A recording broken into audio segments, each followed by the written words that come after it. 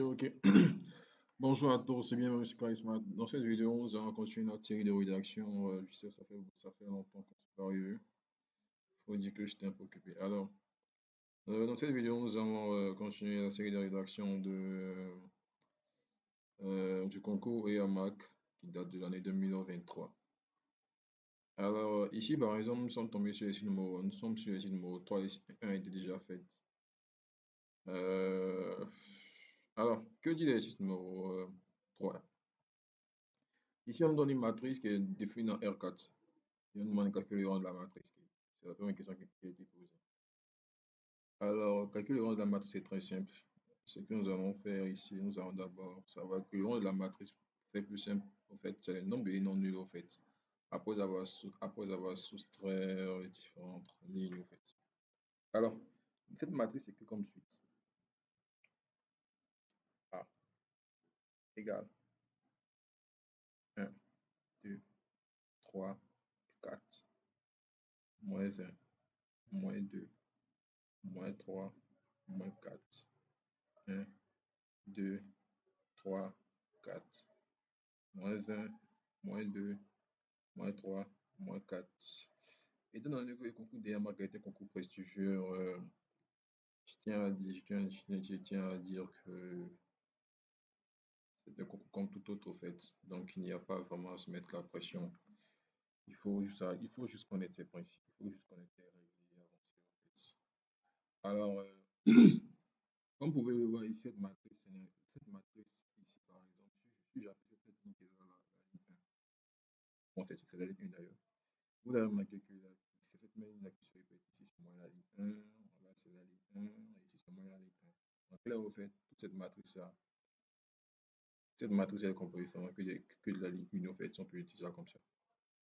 Donc ici, par exemple, là, vous avez remarqué que lorsque vous allez faire la différence, donc allons-y, vous avez remarqué que la ligne 3, par exemple, lorsque vous allez la soustraire de la ligne, lorsque vous allez faire la ligne 3 plus la ligne 1, quand vous allez faire la ligne 2 plus, bon, c'est moins la ligne 1. Ici, c'est la ligne 2 plus la ligne 1. On avait fait la ligne 4, qui va recevoir la ligne 4, moins la ligne, plus pardon, la ligne 1. Notre matrice qui est là, parce que j'ai dit que le rang de la matrice, c'est un nombre non nul après. Donc, vous avez remarqué que, étant donné que la ligne 1, c'est la ligne que nous avons utilisée, donc nous allons réécrire la ligne. Vous avez remarqué que ici, vous aurez ligne 2, c'est ligne 2 plus ligne 1, ça fait 0, 0, 0, 0, 0, 0, 0, 0, 0, 0, 0, 0. Et donc, vous remarquerez quoi ici? Quelle remarque faites-vous? Ici, nous avons trois lignes nulles. Une seule ligne qui est non nulle. Donc, le rang de la matrice est égal à cette ligne qui est non nulle. Et on a une seule ligne. Donc, le rang de la matrice est égal à 1. Voilà. Voilà, pour faire plus simple, le rang de la matrice est un nombre de lignes non nulles, en fait, lorsqu'on fixe une ligne et qu'on essaie de soustraire des lignes. Bon, c'est ici. Là, j'ai dit ça de manière simple, mais je crois qu'il y a une définition beaucoup plus complexe.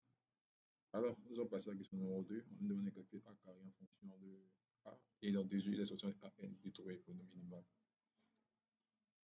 Alors, étant donné que nous sommes dans une vidéo à caractère éducatif, je fais l'effort même de parler de façon terre à terre, afin que je fais l'effort de parler terre à terre, afin que celui ou celle qui n'a pas vraiment maîtrise des fondamentaux puisse mieux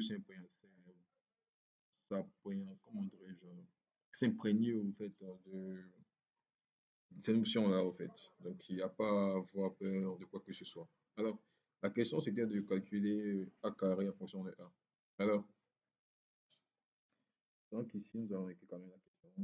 A carré c'est quoi? Alors,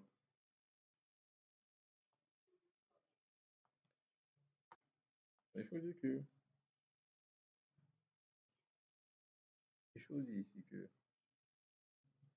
A carré, ce n'est rien que le produit de A fois A. Donc, si vous voyez bien, c'est le produit de la même matrice en fait. 1, 2, 3, 4, moins 1, moins 2, moins 3, moins 4. 2, 3, 4, moins 1, moins 2, moins 3, moins 4. 1, 2, 3, 4, moins 1, moins 2, moins 3, moins 4. 1, 2, 3, 4, moins 1, moins 2, moins 3, moins 4. OK. Pour faire simple ici, en fait, nous allons calculer le produit du lit et puis les colonnes et puis voilà, c'est terminé. Parce que pratiquement dans chaque fois, bon, d'accord. Je pense que c'est pas très intéressant de partir sur cette base-là. Parce que si je fais ça, ça va apporter beaucoup à confusion. Alors, donc la première ligne, voilà, la première colonne, ça fait 1 plus 1, 1, moins 2, moins 1, 3, ça fait moins 2, moins 6. Ah, pardon, je vous exagère comme ça. Alors, ça fait 1 fois 1, 1, moins 1, oui, plus 3, ça fait moins 2. Moins, non, ça non. Ça fait 1, moins 2, ça fait 2, moins 4, ça fait moins 2. Ça fait ici, nous aurons moins 2. Ensuite, nous aurons moins 4, moins 6 et moins 8. Ici, nous aurons 1, 2, 4, 6, 8, moins 2, moins 4, moins 6, moins 8.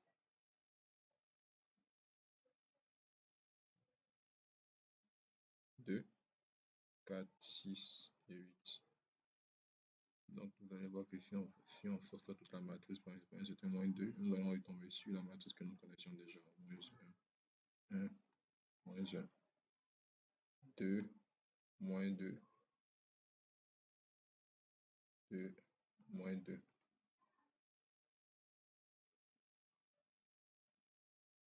3, moins 3, 3, moins 3, 4, moins 4, 4, moins 4.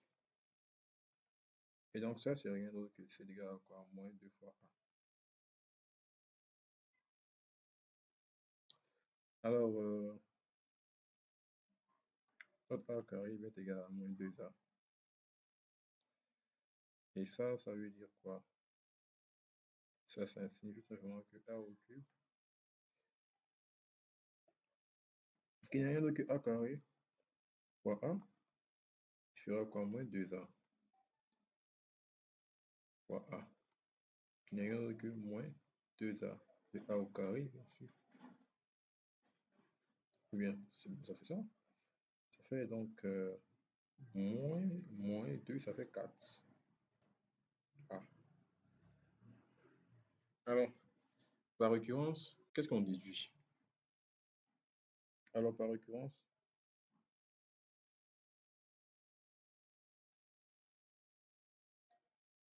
évidence, pour toute n que nous allons prendre strictement supérieur ou égal à 1,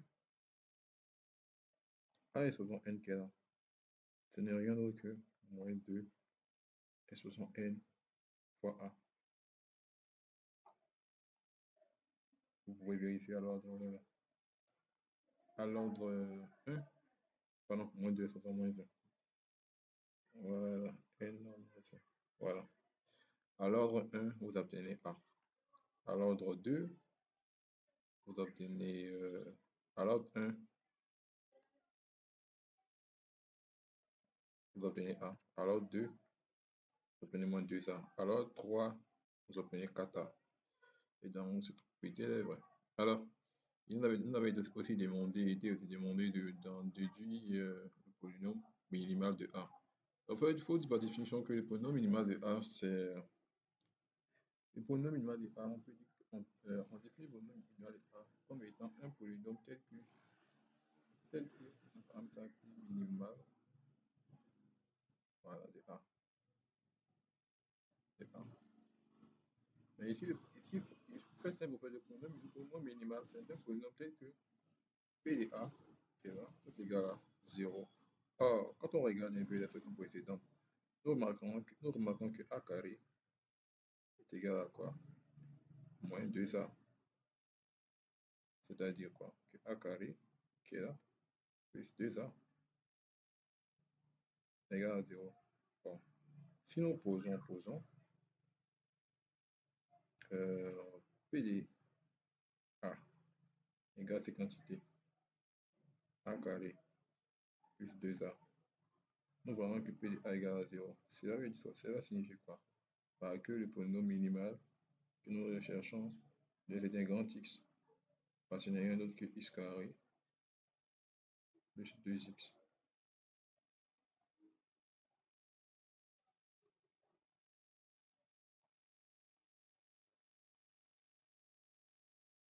On se référant bien sûr à ce qui a été dit dans la définition. Le polynôme minimal est un polynôme tel que l'image du polynôme par la matrice est égale à 0.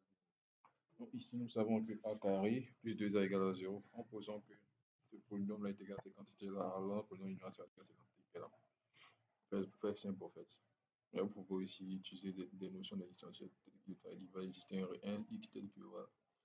Alors, la question suivante, c'est de calculer la dimension du cœur de A et d'en déduire que A est diagonalisable. Trouver le polynôme caractéristique.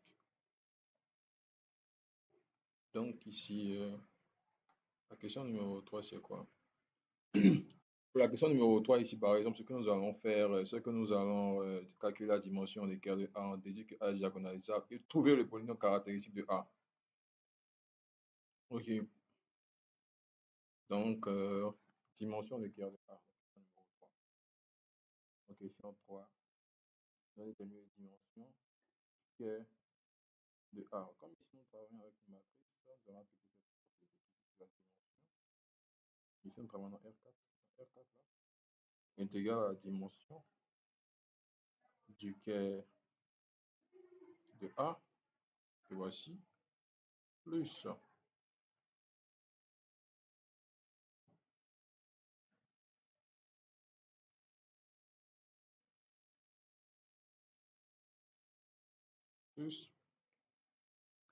la dimension. Bon, ici, on peut écrire la dimension, on peut tout simplement écrire le rang.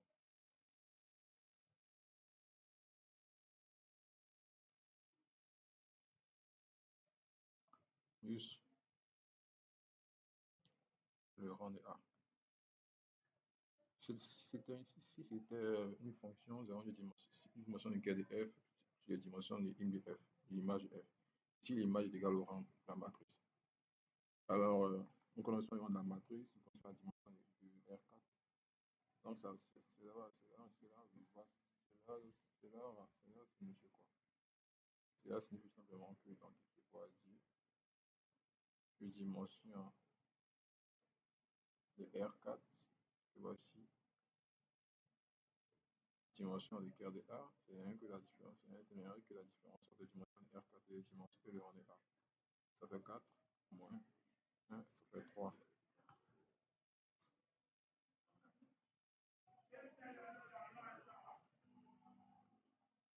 Alors, okay, la question suivante, c'était laquelle? Notre question, c'était d'en déduire que A est diagonalisable. À partir de cette expression, on déduit que A est diagonalisable. Ici, la dimension de cœur de A, ici, il faut dire que la dimension de cœur de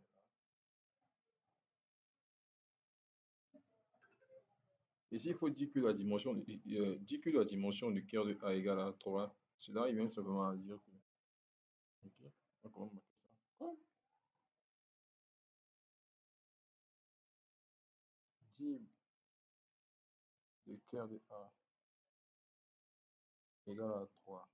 Or, le cœur de A, ici, ce n'est rien d'autre que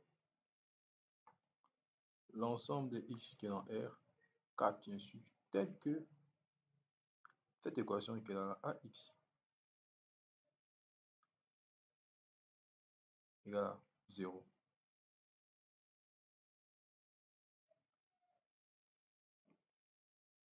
Égale à 0.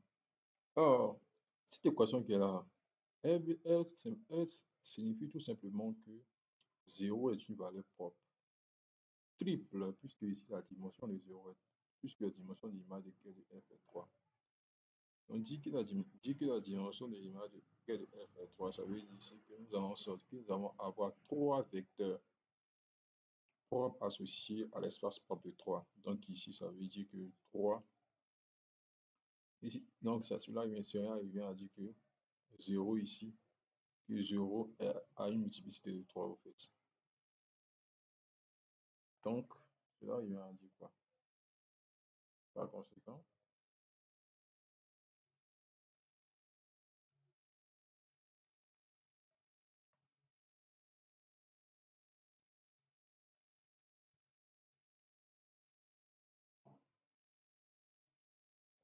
par conséquent, l'ordre de multiplicité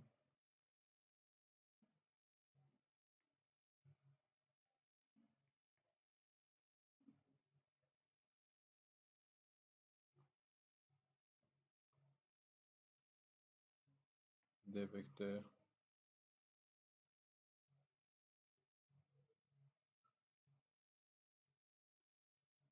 bon, d'accord. Fait simple, au fait, on va simplement dire que cela vient à dire quoi? Par conséquent, cela vient simplement à dire que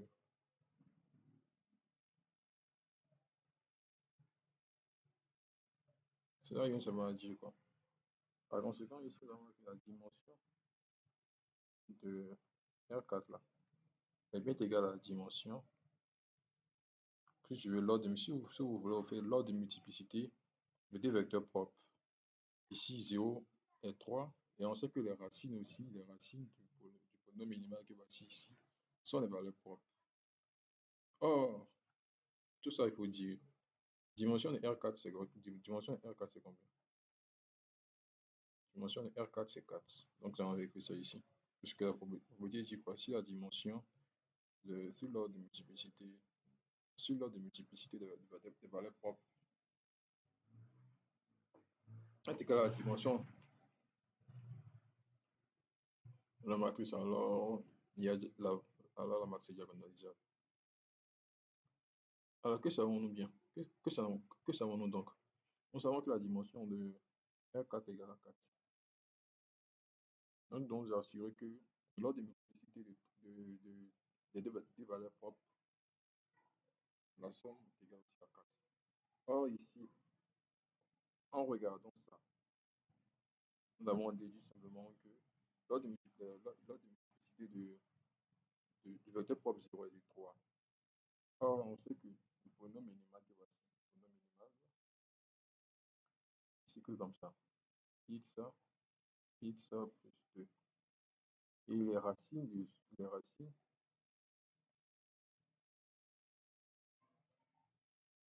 ce polynôme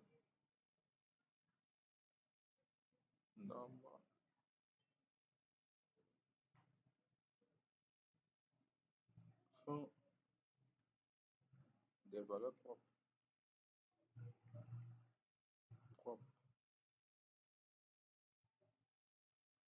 Donc, 0 et moins 2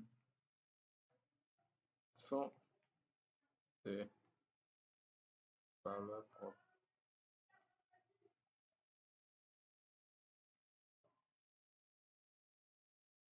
Sont des valeurs propres. Or, le moins 2 qui est là est une valeur propre simple. Et celui-là est une valeur propre triple. Donc,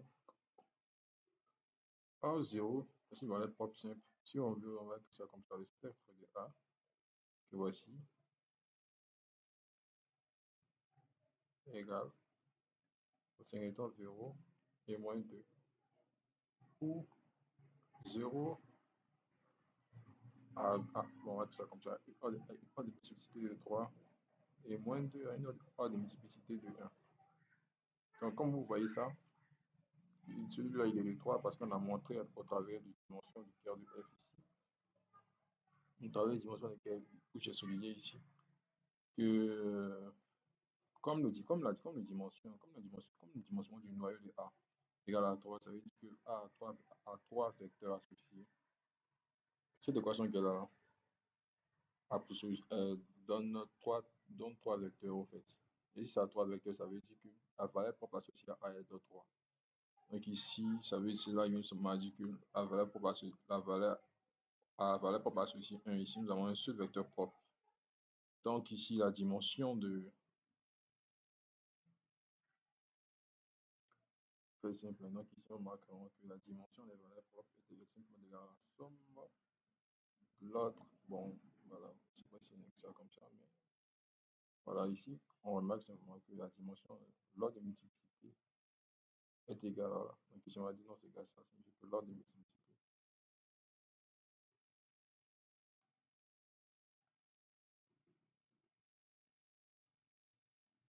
des valeurs propres ici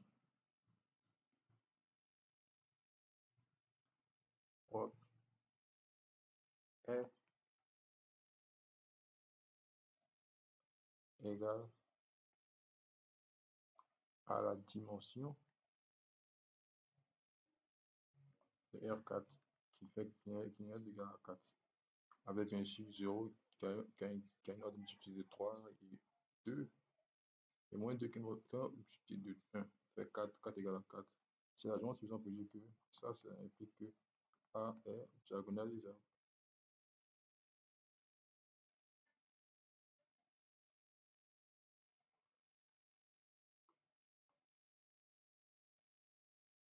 Ok. Nous allons passer à la question. Ce qu'on va passer maintenant à la question numéro. Bon, dans cette question-là, bon. On demande de déduire pour nos caractéristiques. Bon, ça devient plus facile maintenant. On sait que le polynôme caractéristique est divisible par le polynôme minimal. Donc, cela veut dire quoi? Que quand P qui est là, quand P ça, comme notre x, comme notre, comme le 0, la valeur propre de 0 est dans 3. Donc, confirmons, comme